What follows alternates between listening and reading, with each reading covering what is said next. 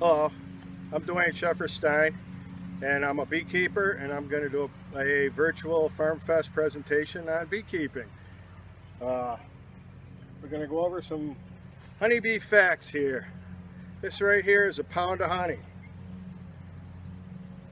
The average bee colony has 50 to 60,000 honeybees when they get built up. To produce 1 pound of honey, honeybees have got to travel 1.5 times around the world. If you add up all their flights to make one and collect enough nectar from 2 million flowers to produce 1 pound of honey. This honey here is crystallized. It's been sitting in my cupboard for a while. That's how you can tell when it's good honey. If you have honey and it crystallizes like this, it gets solid, it hasn't gone bad. Honey never spoils. They have found honey in Egyptian tombs that they warmed up, reliquefied, and it was perfectly good to consume. Just put it in a pan, put it on your stove. Don't boil it, just bring it up to around 100 degrees, should even do it. And just warm it up slowly and it'll reliquefy and it'll be perfectly fine. The average life of a bee, they only produce about 1/10 of a teaspoon of honey. So it takes a lot of bees to make a pound of honey. Bees only sting when they're protecting the hive. If you see a swarm of bees hanging in a tree or bush in your yard, contact a local beekeeper and they'll come and collect them. They're not defensive when they're outside the hive like that. Or if you see them on your flowers, leave them alone. They're just doing their job and they're pollinating. Pollinating is one of the most important things that honeybees do for us. 1/3 of every bite of food that we eat was pollinated by a honeybee. Albert Einstein predicted that if honeybees ceased to exist, within 25 years, humans would starve to death because we wouldn't have enough food to feed everybody. The bees can fly up to 15 miles an hour, and they actually have 5 eyes. My daughter found that out. I didn't even know it when she made this poster years ago. So I had to go out and look at a bee. You can't tell on this picture, but they have 2 main eyes, and then they got 3 little eyes right in the middle of their head. They only live about 6 weeks in the summertime. Busy as a bee. They actually work themselves to death. Wintertime, they might live 3-4 months. A queen bee can lay up to about 2,500 eggs. I'll show a frame in a little while and it'll show you about how much that would be. Every time a bee leaves a hive, it visits 50 to 100 flowers.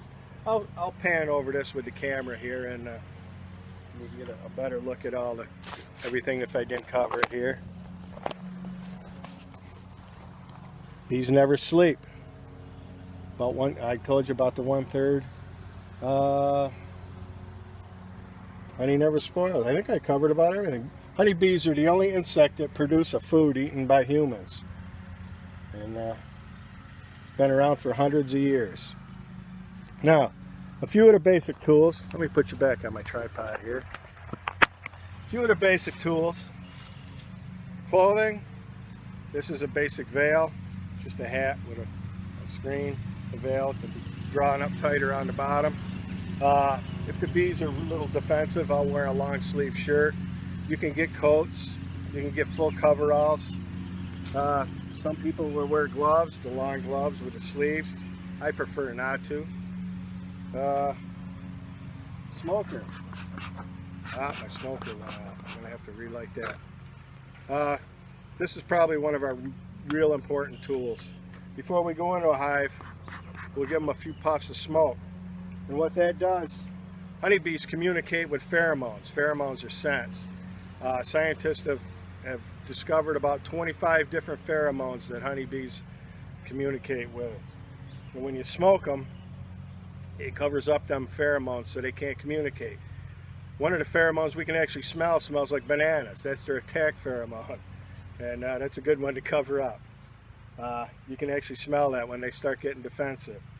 But another thing it does is in the wild, when the bees smell smoke, they usually live in trees and stuff in the forest. When they smell smoke, they think the forest is on fire. And they might have to abandon their tree. So when they smell the smoke, they'll start filling their honey sack full of honey.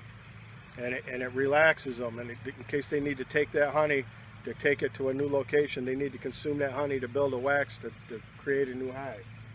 So the smoker is a very important tool for us. Basic things I burn in my smoker: pine needles, some wood shavings. You can burn anything natural, dried grass, leaves, hay. A couple of different hive tools here. These are tools we use in the hive for prying and for scraping. This one's got a hook on it for helping to get the frames out. This is a little queen catching cage.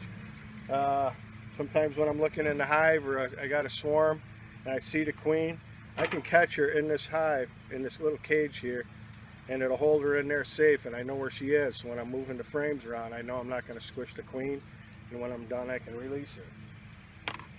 Another thing I usually have in my hive, in my bucket, is a pair of shears for clipping the grass around. Bees don't like lawnmowers. Weed eaters tend to agitate them a little bit. So if you just carry a pair of these, you can clip around them. It's quiet, doesn't bother them. I got a big pair of clippers. A lighter for lighting your smoker. Did I bring it? I had a queen cage I thought I brought out. We can order queens if our hives go queenless and we don't let them build their own hive. We can actually order queens and they'll ship them right in the mail. They'll come in a little cage and it'll have candy on one end, and you pull the cork and you put it in the hive. If you was to just introduce that queen into a hive, the other bees will attack it. This is not our queen, and they'll attack it and kill it. Or if you put it in the cage, it protects her for 2-3 days until they get used to her pheromones and they realize that she's the new queen. Inside a beehive, there's 3 what we call caste of bees. There's obviously the queen bee, and then there's worker bees and the drones. Queen bee, she's obviously female. All your worker bees are going to be female, and your drones are going to be the males. Now, everybody thinks the queen bee's the boss. She's more like a foreman. She controls what needs to be done in a hive with her pheromones. She keeps everybody calm. But if the workers decide she's not doing her job, they'll actually gang up and they'll smush her, suffocate her, and kill her, drag her out of the hive. And what they'll do is they'll take a larvae. There's honeybees go through a metamorphosis process just like butterflies. There'll be an egg for 3 days, and then that egg will hatch into a larvae, and then they'll feed that larvae for 6 days, and then they'll cap that cell off, and then for another 9 days for a worker bee, it takes 21 days altogether for a worker bee, 16 days for a queen, and 28 days for a drone to fully develop. So they'll take one of them larvae that's less than 3 days or less, 1, 2, or 3 days, and they'll feed it nothing but royal jelly for them 6 days. And then they'll cap it off. They'll make a big special cell, and they'll cap it off, and that makes a queen. Otherwise, they feed the larvae what they call a bee bread after a couple of days. They don't feed it strictly royal jelly. Royal jelly is like a special honey that they make. They add special enzymes that they create in certain glands that they can do to create them. Obviously the queen bee lays eggs. Worker bees have a lot of jobs. That's why they call them worker bees. They start out, they emerge from their cell. They're just a little young fuzzy little bee. They'll turn around and they'll walk around for a minute, stretch their wings, and then they'll turn around and they'll start cleaning the cell. They'll clean their cells, they'll clean other cells out. When they get the cells all clean, they'll do that for a few days, and then they move on to other jobs. They'll step up to be nurse bees. Nurse bees get the job of taking care of the young larvae and the babies. They feed the young larvae the honey and pollen. There'll be certain nurse bees that are selected that they call the royal court. They'll actually follow the queen around. You'll see the queen, and then sometimes there'll be a circle of bees around her. That's her royal court. They take care of her, and they clean her. They remove her waste. They feed her anything she needs. They supply it for her. Then they go on to other jobs. There'll be house bees for a while. The house bees are the bees that, as the field bees are coming in with the nectar and pollen, the house bees will collect that nectar and pollen and move it up into the hive and store it in the hive. They'll fan the hive. when the nectar comes in, it's real watery, and you have to dry that down, just like boiling maple syrup. You have to evaporate that moisture. So you'll see them lined up at the entrance, fanning their wings, and what they're doing is they're circulating air, and that actually dries down the nectar and makes the honey. Once honey gets to 18% moisture, it won't spoil, and then they can cap it off, and they know just when it's at that point. Then one of the last jobs they do in the hive is the guard bees. They'll guard the entrance and make sure no intruders, no bees from other hives are trying to come in, because they're opportunists. They like to steal honey from other hives. So if a hive is weak, a stronger hive will try to get in and steal the honey from that hive instead of having to go out and make their own. So the bees will guard the entrance. Wasps, yellow jackets, bumblebees all like to try to get in the hive. One other job they do is what they call funeral bees. Like I said, bees only live about 6 weeks. A lot of times they'll fly off and die outside the hive, but sometimes they do die in the hive, and the bees will carry the dead bees. They want to keep the hive clean, so they carry the dead bees outside away from the hive. Now then they move up to their final position is the field bees. Them are the bees that go out every day, collect the nectar, the pollen.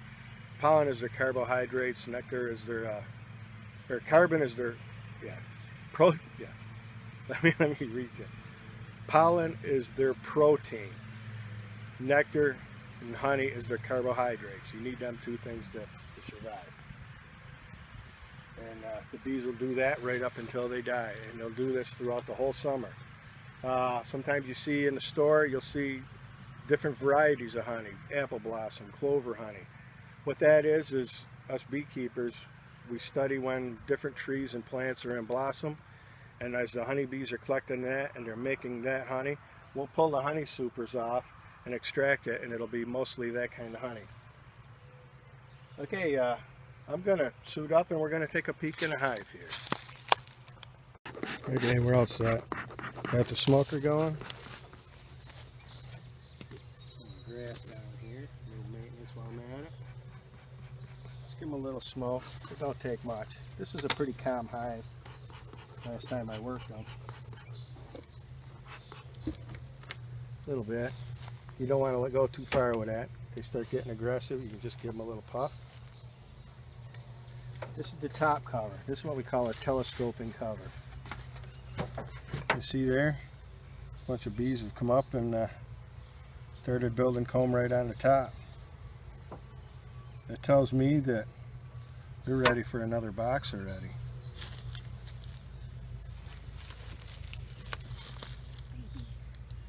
Oh, they've come out a lot. This is called the inner cover. This creates an airspace between the top cover and the bottom. In the winter it gives it a little insulation. It also makes it a lot easier to get the cover off, because that top cover, you can't get your pry tool in there to pry it off. Open it up. You always want to look at your top cover, make sure the queen isn't running around on that. That happens on occasion. Forgot to put my bee suit on. Yes, I'm working bees in shorts and a t-shirt. Just shows you bees ain't all that bad. You can see they're not attacking me. We try to raise bees that are pretty gentle. You always want to move slow. Pull the frames out slow.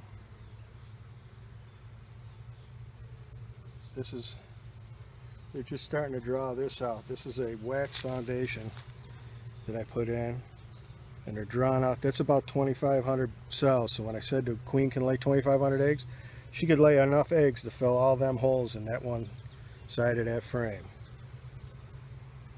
Usually the outside frame, see they're putting nectar in here. You can see it looks like water in there. Now you'll notice once in a while, right here you'll see a couple of big fat guys. These are actually drones. Oh, my wife wants to hold them. Drones have no stinger. That's another fact. Drones have no defense. Drones' job, one job, is mating with the queen. They get to hang out in the hive all day. Drones can actually go from one hive to another, and they won't bother a drone when it comes in from another hive. They let them hang out, party, eat some of their honey. And they have one job, is when the new queen is formed, she has to mate, and she'll fly off from the hive and she'll go to what they call a drone congregation area, and she'll mate with 15 to 20 drones. And unfortunately, when the drones mate with the queen, they die. So they thought they had it pretty good, not having to work too hard, had one job, and it don't turn out too good in the end. Actually, I should have got my reading glasses, but you can see here, this is all nectar. And then some of these cells, you can see it looks like it's yellow in the bottom. I don't know how good you can see that. That's all pollen they're bringing in. They'll keep the pollen close by to the brood. And again, a lot of pollen here in the middle. Honey around the outside. Here's another drone.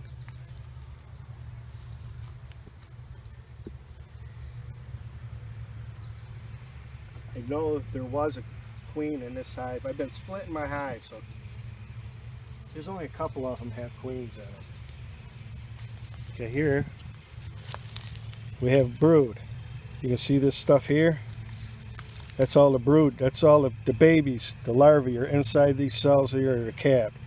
It's like a fuzzy wax that they build over the top. It's a breathable membrane so that air can get in, but it protects the larvae. I can't see if there's any young larvae in the middle there because I don't have my glasses on, and the sun's about down and it's starting to cloud up. And here again, you got brood. These ones that stick up, them are drone brood. That's why they're bigger. They're bigger bees. They make bigger cells. You can see these guys are pretty calm. They're not attacking me. You can see they're trying to eat the honey because I smoked them. Any luck, maybe we can find the queen here.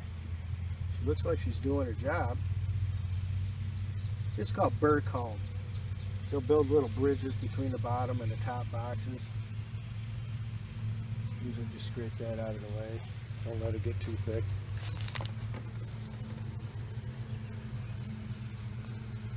Some more nice bees. You can see, you can get a hold of here without getting stung. You got pollen here, and I can see where it's white inside here.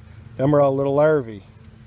It looks like, from what I can see, it's probably about 4 days old, maybe 5 days since it hatched from the egg. And then over here it's all been capped.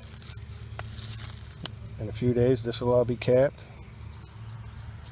I'm trying to find the queen for you, but I don't know if I'm going to be able to spot her too easy. There's a lot of larvae right here in the middle. She's doing a good job. That frame is pretty full. Now I split these guys 2 weeks ago, a week and a half ago.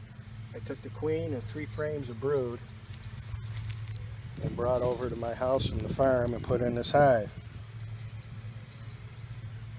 Okay, you can see this bee right here, right by the corner of my tooth. Oh, it just fell off. No, it's The one with the yellow on its legs. That was a bee that just come in from the field and had pollen. They get all covered with pollen and they brush it all down to little pollen sacks. There's one right there, right by the hook there. You can see there's one right there. You can see the pollen on its legs. They carry it on there's little flat spots on its legs. They'll put the pollen on. They call pollen sacks. They're pollen baskets.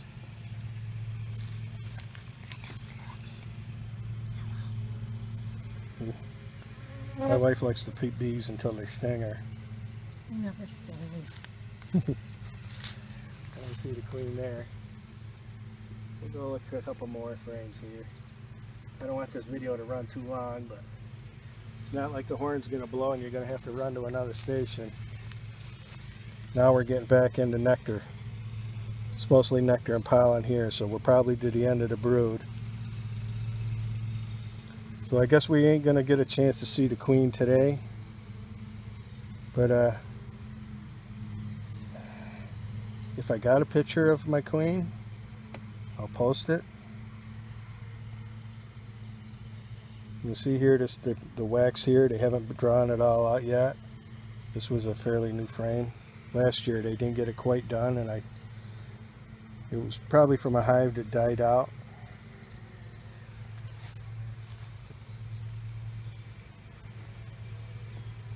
Now I can see in this frame here. Now this is a lot whiter. This is a lot newer honeycomb. This is honeycomb that's just freshly been built. My foundation was crooked, so therefore the beeswax is going to be crooked. We'll just straighten it out a little there.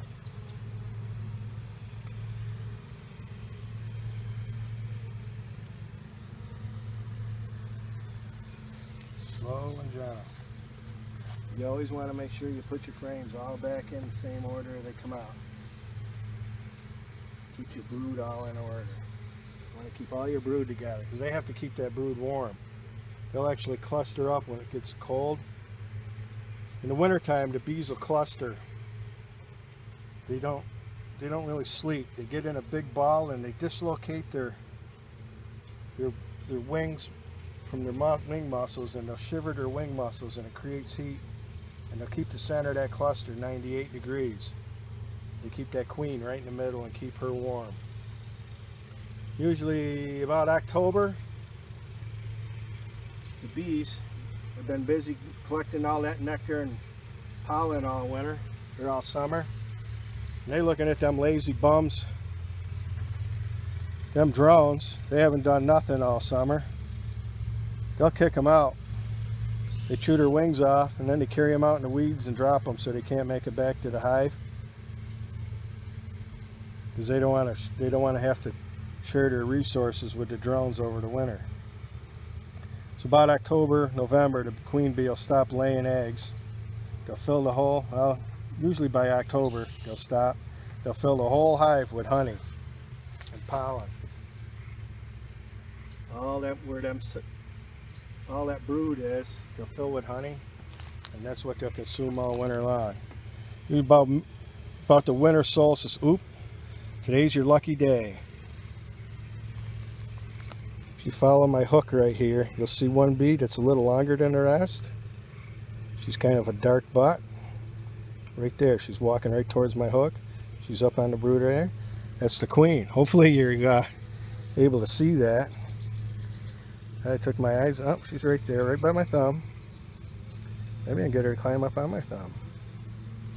Yeah. We'll leave her be. I know she's in there now. I'm going to be real careful with this frame now, because I don't want to smush her. So I can see where she is, and I'm just going to gently slide this one over. I got one falling down off the track here. We'll put these ones back in. Oh, I didn't show you this frame. This is a frame of honey. You can see the capping on this looks different than the brood. This is just a wax capping. Here's nectar that they haven't dried down yet, and this is actual honey here. I can smush it and you can see it coming out there. And if I didn't have my veil on, I'd take a taste of that. Best honey you ever had. It's honey out of your own hive. But okay, I'm back. My phone ran out of storage, so I'm going to make this quick. I added a second box of that, got it closed up, got my brick on top so the wind don't blow it off. Now, if any of you have questions, just comment them down below on when you're watching this video, and I'll try to follow and answer any questions.